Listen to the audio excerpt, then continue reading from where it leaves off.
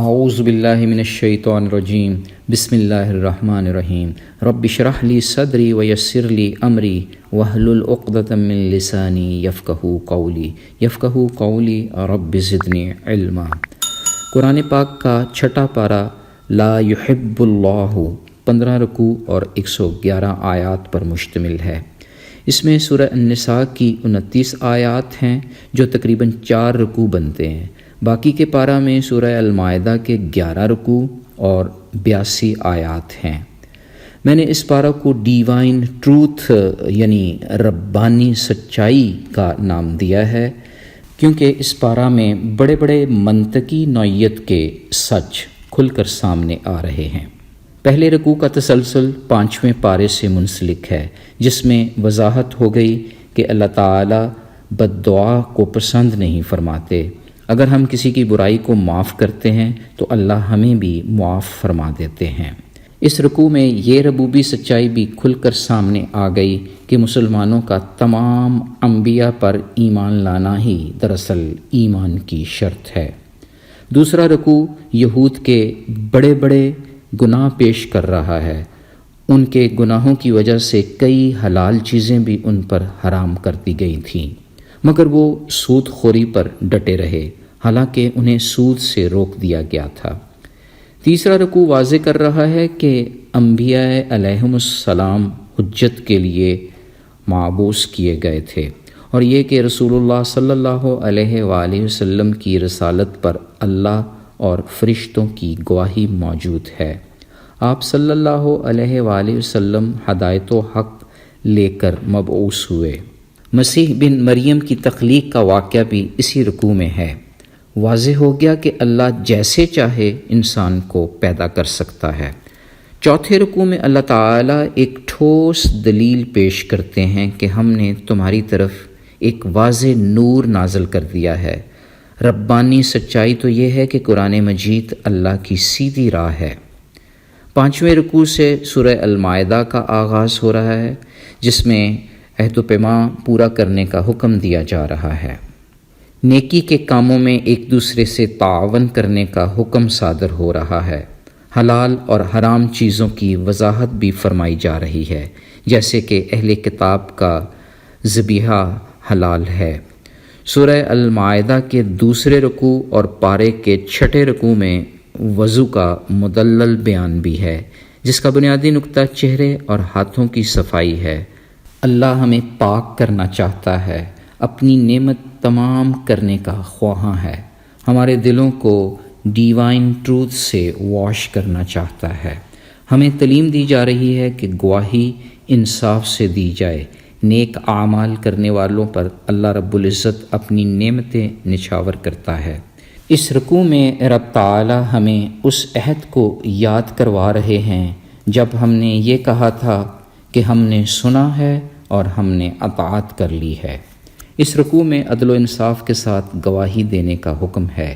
یوں مومنوں کو جنت کی بشارت دی جا رہی ہے۔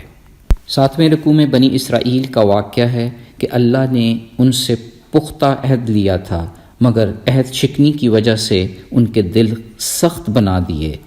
پھر مزید وضاحت ہو رہی ہے کہ رحمت للعالمین سچا دین لے کر تشریف لائے۔ ربانی سچائی ہمیں اندھیروں سے نکال کر روشنی کی طرف لاتی ہے، سیدھی راہ کی جانب ہماری رہنمائی کرتی ہے۔ 8ویں رکوع میں بنی اسرائیل کو اللہ تعالیٰ کی نعمتیں یاد دلائی جا رہی ہیں۔ بنی اسرائیل کو جہاد کا حکم بھی دیا گیا، مگر انہوں نے بزدلی کا مظاہرہ کیا اور کہا، اے موسیٰ علیہ السلام، تم اور تمہارا رب جا کر ان سے جنگ کرو، ہم یہیں بیٹھے رہیں گے۔ موسیٰ علیہ السلام کی بد دعا سے 40 سال تک ارض مقدس میں یہود کے داخلہ پر پابندی رہی۔ 9ویں رکوع میں حابیل اور قابیل کا واقعہ بیان کیا گیا ہے۔ قابیل نے حابیل کو حسد کی وجہ سے مار ڈالا۔ حابیل نے طاقت رکھنے کے باوجود تقوی کی وجہ سے مقابلہ نہیں کیا۔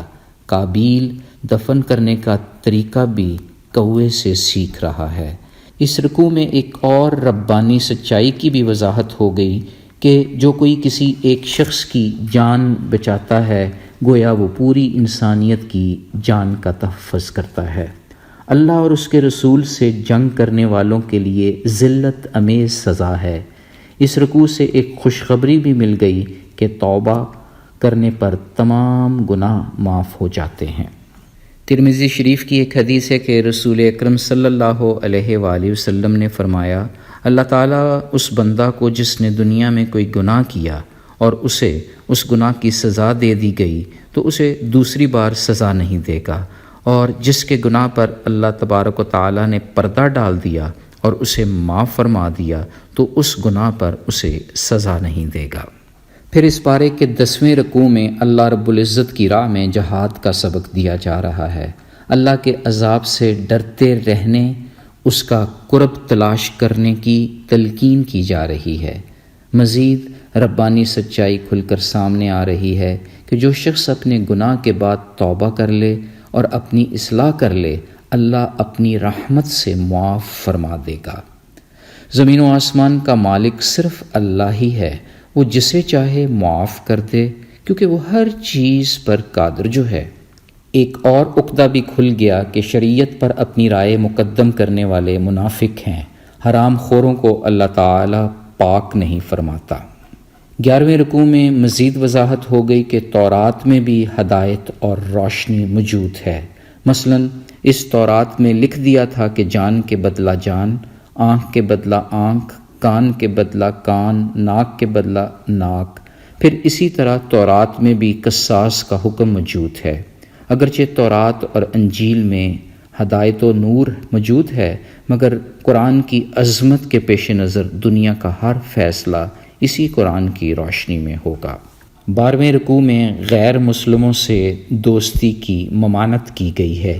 ایمان والوں کا دوست تو خود اللہ ہے، اس کا رسول اور ایمان والے ہیں۔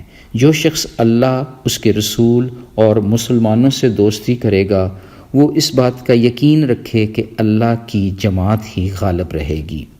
13ویں رکوع میں کفار سے دوستی کی ممانعت کی گئی ہے۔ جب تمہارے پاس آتے تو کہتے ہیں ہم ایمان لائے، حالانکہ وہ دل میں کفر لیے ہوئے ہیں۔ اس رکوع میں یہود کی اللہ سبحانہ و تعالیٰ کی شان میں گستاخی کا بھی اظہار کیا گیا ہے۔ اسی رکوع میں یہ بات بھی واضح ہو گئی کہ احکام شریعت پر عمل پیرا ہونے سے برکات کا نزول ہوتا ہے۔ 14ویں رکوع میں ایک اور عقدہ بھی کھل گیا کہ جو قرآن کریم پر اور محمد مصطفیٰ صلی اللہ علیہ وآلہ وسلم پر ایمان نہیں لاتا، وہ پہلی آسمانی کتابوں پر بھی ایمان نہیں رکھتا۔ مزید وضاحت ہو گئی کہ نیک اعمال کرنے والوں کو نہ کوئی خوف ہوگا نہ ہی غم۔ بس ہمیں اللہ تعالیٰ کے حضور جھکنا چاہیے، اسی سے بخشش کی طلب کرنی چاہیے۔ 15ویں رکوع کی 5 آیات اس پارہ کا حصہ ہیں، جبکہ باقی آیات 7ویں پارے میں ہیں۔ پارے کے آخری رکوع کی ان آیات میں یہود النصارہ کی غلط طرز زندگی کا بیان ہے کہ یہ کھلم کھلا اللہ کی نافرمانیاں کرتے تھے۔ جن کے دلوں میں نفاق ہے ان کی بھی مذمت کی جا رہی ہے۔ رکوع میں یہ بات بھی واضح ہو گئی کہ مسلمان کے بڑے دشمن یہود اور مشرکین ہیں جو حسد بغض رکھتے ہیں، جبکہ اہل ایمان کے سب سے قریبی دوست نصارہ ہیں، کیونکہ ان میں علم کے حصول کی رغبت موجود ہے۔ چھٹے پارے کا مختصر خلاصہ یہ ہے کہ ربانی سچ ایک واضح نور کی مانند ہے جو ہماری حکمت و دانش پر 4 چاند لگاتا ہے۔ اللہ رب العزت ہماری مغفرت کے بہانے ڈھونڈتا ہے۔ اگر ہم عدل و انصاف سے کام لیں تو اللہ رب العزت ہمیں جنت کی بشارت دیتے ہیں۔ آئیں خلوص دل سے دعا کریں کہ باری تعالی ہمیں حسد کی، نفاق کی بیماری سے بچا کر رکھے، زندگی کے ہر موڑ پر ہماری ایسی اصلاح کرے کہ ہم نیکی کے کاموں میں ایک دوسرے کی مدد کریں۔